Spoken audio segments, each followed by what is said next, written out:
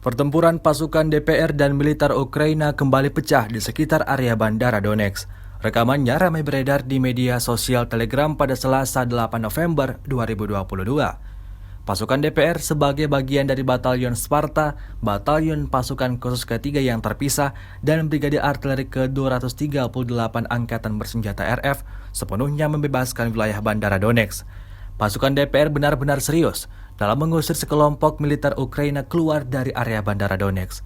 Tampak aksi saling serang antara kubu Rusia dan kubu Ukraina terjadi dalam jarak yang sangat dekat. Di dalam parit, pasukan DPR tanpa ragu melemparkan granat ke arah lawan, hingga mengakibatkan ledakan besar pada parit posisi pasukan Ukraina berada. Akibatnya sebagian tentara Ukraina tewas tergeletak. Tak berhenti sampai di situ, pasukan DPR lagi-lagi meluncurkan rudal ke arah pasukan Ukraina.